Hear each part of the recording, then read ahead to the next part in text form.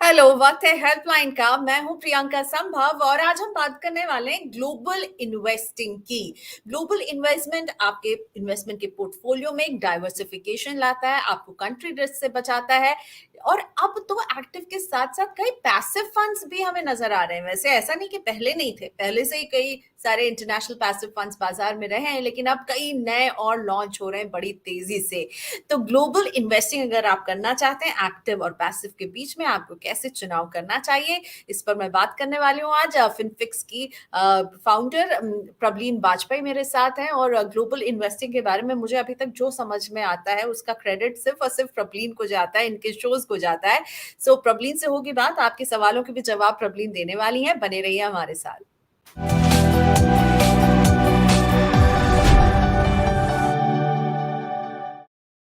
हाय प्रवलीन, मुझे लगता है आपका नाम मैं बदल के ग्लोबल इन्वेस्टमेंट गुरु करने वाली हूँ, क्योंकि मुझे लगता है बहुत अच्छे से सिंपली बहुत ही ब्रेक डाउन करती हैं सारी बातों को।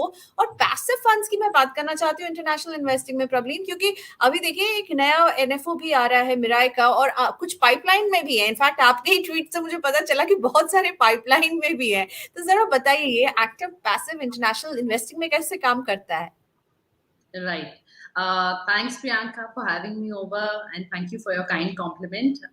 बिल्कुल अब हमारे पास इंडियन इन्वेस्टर्स के पास प्रियंका 5 ऑप्शंस हो जाएंगे जो पैसिव इन्वेस्टिंग के हैं to invest in the US markets.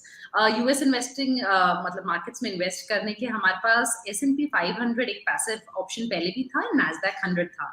फिर थोड़ा टाइम पहले ये NSE का फैंग प्लस आया, उसके बाद अब मेरे का ही आया है S&P 500 टॉप 50, जो S&P 500 की टॉप 50 स्टॉक्स में पैसा लगाएगा। और एक और फंड आ रहा है जो यूएस टोटल रिटर्न इंडेक्स को ट्रैक करेगा। एंड ये वाला जो फंड है ना प्रियंका, ये बहुत इंटरेस्टिंग है बिकॉज इसका जो कॉम्पोजिशन है वो 4000 स्टॉक्स का होने वाला है। So it is like buying the whole of the US market. So ये इन्वेस्टर्स के पास 5 पैसिव स्ट्रैटेजीज हो जाएंगी। एंड जैसा हम जानते हैं पैसिव स्ट्रैटेजीज लगाना, अगर आपको पैसा लगाना है they are easy to track because investors के लिए समझना इजी होता है। इंडेक्स ऊपर जा रहा है तो आपका इन्वेस्टमेंट ऊपर जा रहा है, इंडेक्स नीचे जा रहा है तो आपका इन्वेस्टमेंट नीचे जा रहा है। And they are cheaper, right. So दो ये बेसिक बेनिफिट्स होते हैं। बट इसके अलावा इवन हैंसेंग जो हांगकांग में पैसा लगाने का ऑप्शन इन्वेस्टर्स के पास पैसिव इन्वेस्टिंग के थ्रू है। निपॉन का एक पुराना फंड है, ETF है जो वहां पैसा लगाता है। और अब मेरे का भी एक हैंगसेंग का फंड आने वाला है जो कि हैंगसेंग के टेक इंडेक्स को बेसिकली ट्रैक करेगा, जो टॉप 30 कंपोनेंट्स है वहां के। So it's going to be slightly more technology oriented. But जैसा कि आज की तारीख में ग्लोबली पूरा ही ट्रेंड है, चाहे चाइना हो वहां पे भी अलीबाबा, टेंसेंट, या इवन ताइवान में अगर आप देखो तो जो वहां का सेमीकंडक्टर्स का मेन सप्लायर है, इस टाइप की कंपनीज का ही ट्रेंड है, चाहे यूएस में। So passive investing is definitely catching up. So with lot of active funds which are there for investors, अब ये कुछ अच्छी passive strategies भी आ गई हैं। तो प्रवीण, अगर आप किसी इन्वेस्टर को जब सलाह देती हैं तो वो कैसे डिसाइड करें कि उसे एक्टिव फंड्स चुनने चाहिए, एक्टिवली मैनेज फंड चुने या फिर पैसिव फंड चुने? क्योंकि एक आपको इंडेक्स ट्रैक करने वाले आप उनको फॉलो करते रहेंगे, आपको ज्यादा दिमाग नहीं लगाना है, सेक्टर या थीम्स पे आप ज्यादा इन्वेस्टेड नहीं होंगे। सो आप किन्हें क्या चुनने के लिए कहती हैं? Priyanka, the decision actually it's almost similar to how we do it in India because जैसे इन्वेस्टर्स, जैसे कोई नया इन्वेस्टर हो या लार्ज कैप स्पेस में अगर आप देखो तो out performance through active funds India में लिमिटेड है। And it's almost similar in even US markets या हम चाइना की मार्केट्स की बात करें। सो डिपेंडिंग कि वो क्या एलोकेशन लेना चाहते हैं, definitely passive strategy I think it makes a lot of sense because automatically you buying winners through a market cap index. So for a beginner, definitely passive investing. But अगर कोई let's say सिर्फ US centric नहीं जाना चाहता, कोई ऐसे fund में जाना चाहता है जो डोमिनेंट हो यूएस में, उसके अलावा कुछ और मार्केट्स में भी पैसा लगाता हो, वहां के लिए फिर हम एक्टिव फंड्स देख सकते हैं। या फिर ऐसी मार्केट्स में जहां हमें लगता हो कि थोड़ा चेरी पिक करके फंड मैनेजर का स्किल इंपॉर्टेंट है। सो इंटरनेशनल इन्वेस्टिंग जैसे जैसे मैं बोलूंगी कि इंडिया में इस चीज का ट्रेंड आ रहा है, शायद सिर्फ एक फंड से इन्वेस्टर्स के पोर्टफोलियो में काम ना चले। So more of a core satellite kind of a strategy will work कि एक बेसिक फंड लिया and then little satellite portfolio can be created as well. around it. ठीक है। प्रॉब्लम बहुत सारे सवाल आ रहे हैं, पर एक इम्पोर्टेंट सवाल आप क्विकली इसका आंसर दे दीजिए कि इंटरनेशनल फंड्स आपके पोर्टफोलियो में कितने हिस्से होना चाहिए, आपके पोर्टफोलियो में वो कितना ऑक्यूपाई करे space? Priyanka, one thing which I reiterate very commonly, बार बार मैं दोहराती हूँ कि पहली बात ये है कि सी जो नेचर है वो सेम है, ये these are equity funds, right? So volatility का एस्पेक्ट का ध्यान रखें, ऐसा नहीं है कि यूएस मार्केट्स है तो वहां पे बुल्स एंड बियर नहीं होते हैं, there can be recession in the US also, there can be problem in China also, जो भी हमने पीछे देखा है। सो फर्स्टली तो इक्विटी कंपोनेंट है, तो ये मान के चलिए कि उनकी रिस्क प्रोफाइल की इन्वेस्टर को सूट करता हूँ। एंड जो एलोकेशन की बात है, I feel anything between 10 to 25% can be a good, broadly जो मोस्ट ऑफ द पीपल उनके उसमें वो फिट हो जाएगा 10 to 25% का एलोकेशन। राइट, तो प्रॉब्लम कह रही है 10 to 25%, नॉट मोर देन 25%, इसका ख्याल रखिएगा। Let's straight away go two questions, बहुत सारे हैं। सबसे पहले मैं शर्मिष्ठा का सवाल ले रही हूँ। She is written to us कि I am a 42-year-old new investor, my advisor has asked me to start a SIP in PGIM Global Equity Fund. Will this fund help me in investing in companies abroad or stocks in India? If I'm interested to capture the growth in equities abroad, which should be the ideal fund for me? I want to invest for 16 to 17 year horizon. बहुत अच्छा लंबा time Sharmishtha देना चाहती हैं। Very nice. Priyanka, this is a nice fund. PGIM का Global Equity Opportunities Fund है। ये क्या करता है कि जो ये अपना पैसा इंडिया में कलेक्ट करता है, वो जेनिसन के ग्लोबल इक्विटी फंड में पैसा लगाता है। So it is an active strategy. So PGIM India, इसमें कुछ fund manager like he is not going to do anything. जो जेनिसन का फंड है वो आगे उसमें पैसा जा रहा है। It is actively managed fund.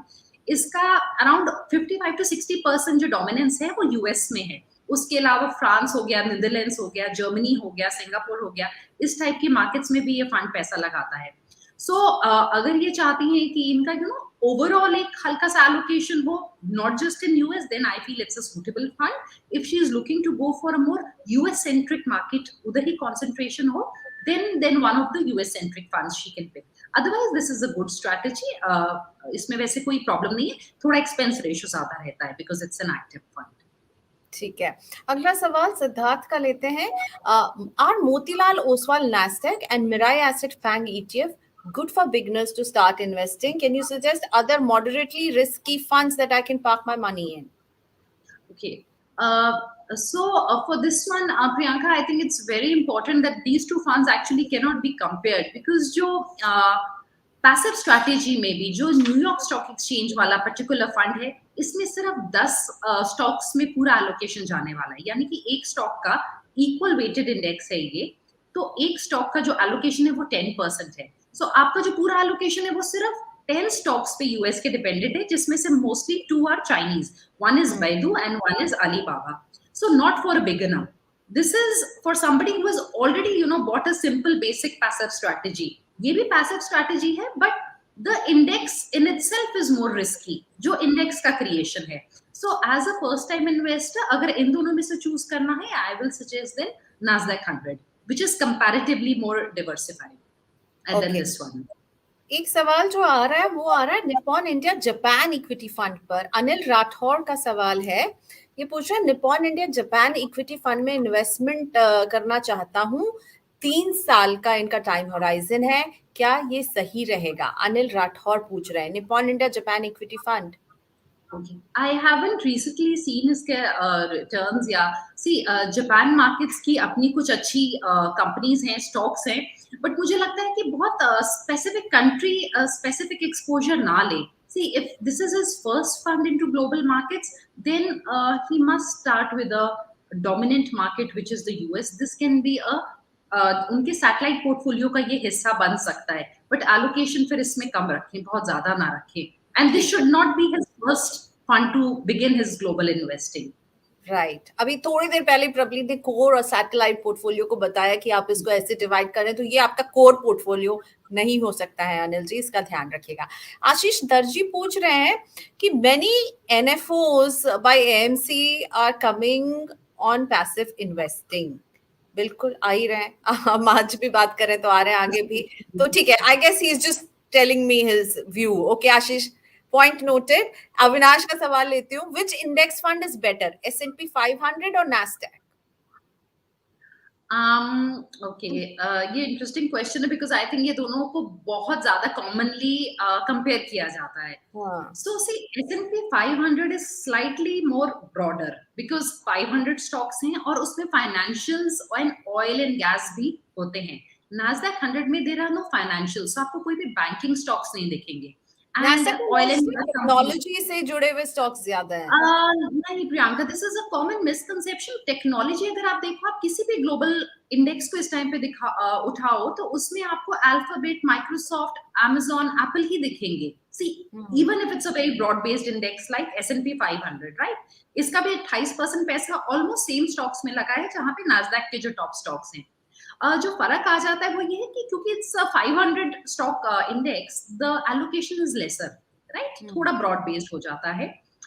Nasdaq 100 जो है, it has a lot of technology, but वहां पे बायोटेक का भी काफी अच्छा कॉम्पोजिशन है. So biotech, consumer durables, see Pepsi हो गया, स्टारबक्स हो गए, these are not technology stocks and these are listed on NASDAQ only, part of NASDAQ 100. So NASDAQ 100, और इसमें मैं ये बोलूंगी कि वोलेटिल ओवर द लास्ट, जो अगर हम 10 years का देखें तो NASDAQ 100 has outperformed S&P 500. So the decision, actually, I think ultimately it's his own personal decision, but I would go in for NASDAQ 100 given that I feel that technology still has started the disruption and there is lots to happen, right, from cloud computing to blockchain to all these emerging technologies. And मुझे लगता है कि जैसे जैसे electric vehicles आ रहे हैं, oil and gas in these sectors will never be able to come back probably in that full swing the way it has been earlier. ठीक है। राजेश बंसल का सवाल लेती हूँ, ये पूछ रहे हैं expense ratio of global funds and exit load किस तरह से होते हैं। NSE is going to start a global investing in passive funds. Please tell me something about them. Right, सबसे पहले जो एक्सपेंस रेशियोज है, so Priyanka, this whole space of international investing is, it's very heterogeneous. अभी obviously उनकी भी अपनी capping है कि इतने परसेंट से ऊपर आपका 2.5% से ऊपर एक्सपेंस रेशियो ना जाए. बट अगर एक्टिवली मैनेज्ड फंड्स है तो उनका एक्सपेंस रेशियो ज्यादा होगा, पैसिवली मैनेज्ड है कम है. बट जैसे S&P 500 इंडेक्स है, उसका भी ऑलमोस्ट 0.8 to 1% चला जाता है इंडेक्स, बिकॉज जो आपकी एंटिटी है उनको भी बाहर एक ब्रोकरेज अकाउंट खोलना है, even they have to buy stocks. So expense ratio अगर ओवरऑल कम चाहते हैं तो ऑब्वियसली पैसिव स्ट्रैटेजी उठाएं, बिकॉज एक्टिव फंड्स में आप यहाँ इंडियन जो फंड है वो भी कुछ परसेंटेज चार्ज करेगा, एंड देन जो उनका कोर फंड है, जो मास्टर फंड है, वो भी कुछ परसेंटेज चार्ज करेगा expense ratio, right. So it become slightly more. जहां तक एग्जिट लोड्स का सवाल है, ये भी फंड टू फंड डिपेंड करता है. कई जगह 1% का एलोकेशन होता है कि आप इतने परसेंट तक निकालेंगे तो 1% होगा. Broadly it stays at that 1% like Indian equities, but there is difference from specific fund to the other. And NSE and BSE. So जो see, direct investing is still possible. ICICI direct हो गया, कोटक का, ये सारे platforms अभी भी direct investing allow करते हैं. जो NSE है वो अपनी NSE इंटरनेशनल एक्सचेंज के थ्रू प्लान कर रही है बाहर इन्वेस्ट कराना, जहां पे वो basically select stocks in the US they will be offering. But interestingly जो BSE प्लान कर रही है, BSE ये प्लान कर रही है कि वो आपको UK, यूरोप, ऑस्ट्रेलिया जैसी मार्केट्स का भी एक्सपोजर देंगे. So which will be almost 80% of the global markets actually. So this will be stocks and not funds, right? These will be stocks. These will be direct stocks. I want to go and buy Tesla, or I want to go and buy Apple directly. But Priyanka, again, word of caution here. आज हम सबको Tesla पता है, but Tesla ने 2020 में 700% growth already देखी है. How many people actually went out and bought Tesla, let's say prior to that? असली जो स्टॉक पिकिंग है डायरेक्ट इन्वेस्ट में, that is not after the stock is, everybody knows about it, it is before that. But ये still it make sense कि Apple या Microsoft जैसी companies में आप डायरेक्ट स्टॉक्स के थ्रू थोड़ा थोड़ा एलोकेशन मंथली डालें, बट उसके टैक्सेशन भी डिफरेंट हो जाती है. It's different from how mutual funds का टैक्सेशन होता है. So that they need to understand. बिल्कुल. तो राजेश जी, आप ना पैसिव फंड्स पूछ रहे थे, ये पैसिव फंड नहीं होंगे, ये आप एक्चुअली उन स्टॉक्स में सीधा डायरेक्ट इन्वेस्ट कर पाएंगे. विवेक गोयनका का सवाल लेते हो, इंटरनेशनल इन्वेस्टिंग से ही जुड़ा हुआ है। Nasdaq 100 fund of fund for 20 years, can we expect 20% return? Is it better than S&P 500? And your views on Mirai Asset NYC FANG ETF? FANG is satellite. It's not core because it's a high risk bet. And between S&P 500 and Nasdaq 100, मैंने अभी थोड़ा सा explain किया कि financials नहीं है, oil and gas नहीं है, and of course S&P 500 is slightly more diversified. So depending on his own preference, because see, even S&P 500 में क्या है कि ultimately the similar stocks are there. But Priyanka, I'll mention a point here. Like S&P 500 never had Tesla as part of its index, and it was added in December of 2020. अब जब वो stock already 600% चढ़ चुका है, वो Nasdaq का part शुरू से रहा है. So अगर आपका if you are looking at something which is more technology oriented, biotech, especially after COVID, I'll say Nasdaq. If you're looking for more broad based कि airlines भी हो and oil and gas भी हो, then probably S&P 500 financials होंगे. सो विवेक जी, आप अगर इस interview को थोड़ा सा पीछे ले जाएंगे ना, तो आपको प्रॉब्लम का बहुत ही डिटेल्ड आंसर मिलेगा नैस्डैक और एसएनपी पर, तो उससे भी जरूर सुन लीजिएगा. हाँ, अरुण जी पूछ रहे हैं कि आई एम इन्वेस्टिंग 1000 का सिप कर रहे हैं फ्रैंकलिन यूएस फीडर और S&P 500 index fund for 30-year time horizon, please review. यहाँ पे प्रियंका डुप्लीकेशन बहुत हो जाएगा इनके पोर्टफोलियो में. यूएस फीडर कर रहे हैं, so it's US centric. Again S&P index ले लिया है, अगेन पूरा यूएस सेंट्रिक है. ऑफ कोर्स इन कंपनीज के रेवेन्यू आउटसाइड ऑफ यूएस भी आते हैं, बट मैं बोलूंगी he should just go in for one. यहाँ पे ही is not really diversifying his portfolio. अगर एक एक्टिव और एक पैसिव लेना है तो या तो थोड़ा सा मतलब कोर यूएस में रखनी है, and beyond that then it has to be either emerging markets slightly towards China and these areas, या फिर towards Europe, because वहां का भी मैन्युफैक्चरिंग एंड दूसरी चीजें हैं. सो मैं ये बोलूंगी कॉम्बिनेशन में बहुत डुप्लीकेशन है, so he should review this and probably make a little change है. राइट, तो अरुण जी आपको एक चेंज थोड़ा सा करना चाहिए, क्योंकि प्रवीण को जो प्रॉब्लम दिख रही है वो ये है कि डुप्लीकेशन हो रहा है. राजीव नायक का सवाल लंबा है थोड़ा सा, मैं पढ़ती हूँ. How about the new fund Navi mutual fund which would be investing in Vanguard S and P fund ETF? It's tracking error and cost is expected to be less than Motilal Oswal S&P 500. Why are you smiling? आपके पास ये सवाल बहुत आ रहा है क्या? तो क्या कहेंगे आप राजीव को? Because the expense ratio thing is like such a touchy topic these days. So Rajiv's question is repeated again. इन्होंने फिर पूछा how would soon be launched Navi Total US Stock Market Fund or fund which would be investing in Vanguard Total Stock Market Index Fund ETF? Is that conceptually better than Motilal? But basically इनको जो है ना नावी और मोतीलाल ओसवाल के जो fund है उनमें comparison जो है वो चाहिए, और ट्रैकिंग एरर और expense ratio are on his mind as well. Right, so जो सीआरएसपी का टोटल रिटर्न इंडेक्स है जिसको ये वैनगार्ड का फंड ट्रैक करता है, राइट, जो जिसको नवी ट्रैक करेगा. बेसिकली वो वैनगार्ड में पैसा लगाएगा, जो वैनगार्ड है वो 0.04% के बहुत ही कम एक्सपेंस रेशियो पे जो टोटल रिटर्न इंडेक्स है यूएस का उसको ट्रैक करता है. Now Priyanka, this is a 4000 constituents हैं इस पर्टिकुलर इंडेक्स में, so it is like going and buying the whole market, which is an interesting strategy. ऐसा नहीं है, but top 10 stocks यहाँ पे भी Apple, Microsoft, Amazon ये आपको दिखेंगे with about a 22% allocation. So it can be a good strategy for the long run, but इसका comparison जो है S&P 500 और उसके साथ से डिपेंड करता है. When there is polarization in the markets, which I often say, जब कुछ stocks चलते हैं और पूरे इंडेक्स को ऊपर खींचते हैं, तब क्या होगा, थोड़ा सा concentrated portfolio will do better. Because यहाँ पे बहुत ज़्यादा वाइड स्प्रेड है. It is not possible that all the 4000 stocks are doing right or moving in the same direction, because sectoral angles भी तो होते हैं. So मैं बोलूँगी जब हम डाइवर्सिफिकेशन की वैसे बात करते हैं तो बहुत ज़्यादा डाइल्यूटेड पोर्टफोलियो का भी मुझे लगता है फायदा नहीं है. So I feel even S&P 500 can be a decent bet here. Though I would say that let the fund come, tracking error will also only reflect with time, but I think a very diluted portfolio doesn't make sense as well. चलिए, तो कुछ धन्यवाद भी लेना चाहूंगी. अविनाश गुप्ता प्रबलीन आपको thank you कह रहे हैं, मैं भी थैंक यू कहती रहती हूँ प्रबलीन को। कह रहे हैं आई लव दिस शो, बिल्कुल even I love this show, so आपको भी लव करना होगा। राजकुमार कह रहे हैं गुड शो, विवेक भी कह रहे हैं थैंक्स मैम। और इसी के साथ रैप अप करते हैं। बहुत सारी बातें हो गई हैं, बहुत डिटेल में बातें हुई हैं। मुझे पता है जब भी हम शो करते हैं कुछ सवाल छूट जाते हैं, तो जिनके छूट गए उनके लिए, उनसे तो मैं माफी मांगूंगी।